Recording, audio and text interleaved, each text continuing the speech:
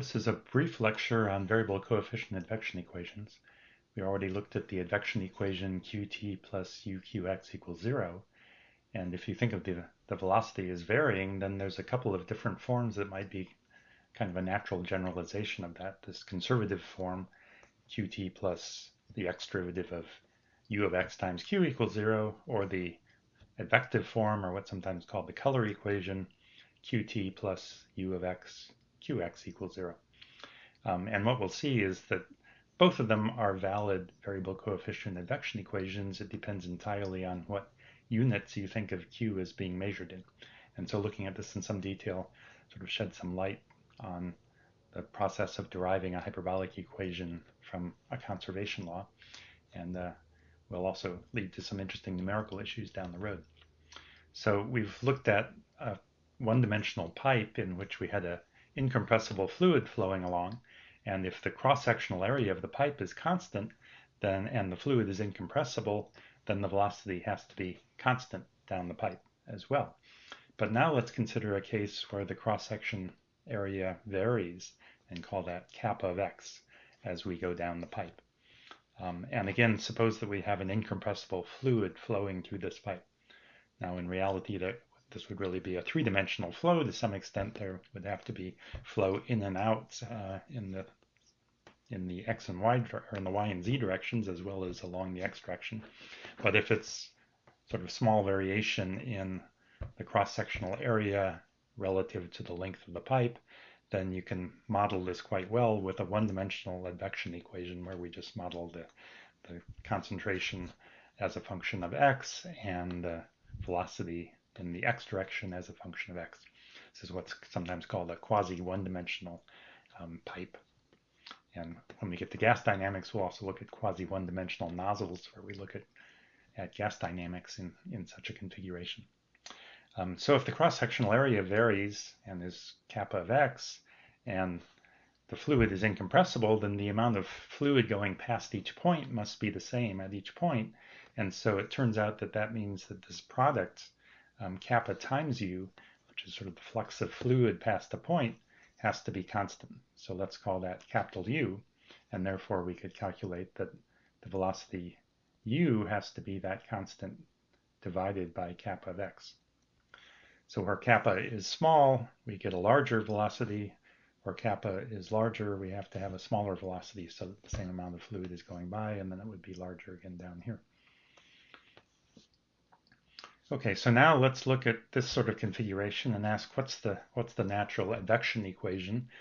What's the partial differential equation that models the concentration now of some passive tracer, some other chemical that's being carried with the flow in very small quantities? It's not affecting the fluid dynamics, but it's being transported with the flow in this situation where we have varying cross-sectional area and therefore varying velocity of the flow. So now it depends on how we think of measuring the concentration of this passive tracer. What we've looked at before is assuming that the units that we're using for Q are mass per unit length. And if so, then when we integrate from some x1 to x2, q of x dx, we get the total mass between x1 and x2. And so that's the conserved quantity. And the time derivative of that would depend only on the fluxes at the left and right edge of that section. And that flux, just as in the constant coefficient case, the flux of q, when the velocity is u, would be u times q. Now u is varying with x along with q, and so that would give the conservation law that has this form: the time derivative of the conserved quantity plus the x derivative of the flux of that quantity equals 0. Okay, so this is one form of the variable coefficient advection equation, and it's in conservation form here, and it's derived from the same procedure we did for the constant coefficient case, but it's based on the assumption that Q is measured in mass per unit length. However, it might be natural in some situations to think of the concentration of this tracer as being measured in mass per unit volume, especially when the cross-sectional area is changing. It might be more natural if you have a fluid that's flowing through here that has, for example, constant concentration of some contaminant. you would expect that concentration of the contaminant to be unchanged as the pipe gets wider and narrower. And that would be true if you measured Q in units of mass per unit volume. But when you look at the relation between that mass per unit volume and the mass per unit length, if you have the cross-sectional area changing, then the mass per unit length is like the mass per unit volume multiplied by this cross-sectional area. And it turns out, we'll go through the derivation in a moment, but it turns out if you think of Q as being measured in mass per unit volume, then you get this advective form of the advection equation, where the u of x is outside of the x derivative rather than being inside the x derivative as it was in the conservation law.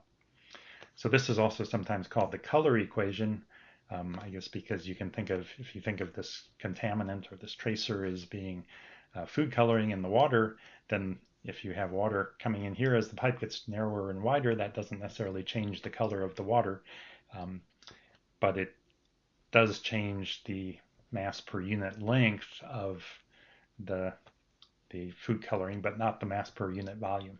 So it depends entirely on how you're measuring things, what the right equation is. And depending on what you're trying to model, one equation, one form or the other might be better for numerical work as well, as we'll see in the future. So how do we derive this color equation? Well, as we saw, that in order for the flux of the fluid to be constant, we have to have that the cross-sectional area kappa times the fluid velocity is some constant capital U, so the velocity is U over kappa. And now if we measure Q in units of mass per unit volume, then we can calculate from that the mass per unit length by taking the mass per unit volume and multiplying by the cross-sectional area. And now the units, the cross-sectional area would be, say, in meters squared, and so that cancels out a meter squared from the denominator, and we get mass per unit length coming out of that. So this kappa times Q is now the conserved quantity if we're thinking of Q as being measured in mass per unit length. And now the flux of this quantity, since this is our conserved quantity, the flux is exactly that quantity multiplied by the velocity, just as for any other conservation law that we derive. The advective flux is the quantity when measured in mass per unit length multiplied by the advective velocity. But now kappa times Q times little u, using this relation up here, simply becomes capital U times Q. And so the conservation law that we have for kappa times Q, our conserved quantity, says that the time derivative of kappa times Q is the x derivative of the flux, and the flux is exactly this capital U times Q in this case. Okay, so this is the standard conservation law. Time derivative of the conserved quantity is the x derivative plus the x derivative of the flux equals 0.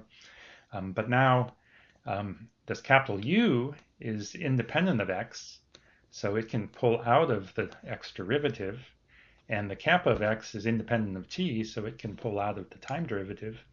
And then if we divide by kappa and use this relation up here, that ends up giving us exactly the advective form of the advection equation, or the color equation.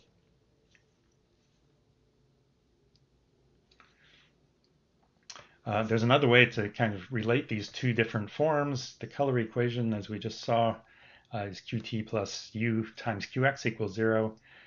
We can rewrite that as a balance law, because we can take the u times qx and we can write it as the derivative of u times q, but then using the product rule, this has an extra term in it, which is the derivative of u times q, so we can move that over to the other side. And so we can rewrite the color equation as a balance law that looks like the conservation law, with the conserved quantity and its flux over here, and the source term on the right-hand side. And the source term comes now from the variation in the cross-sectional area of the pipe, or the variation in the velocity that induces. And when we start looking at numerical methods for variable coefficient problems, again, we'll see that depending on what you're trying to model and what methods you're using, it may be advantageous to use one form or another in order to get good numerical results.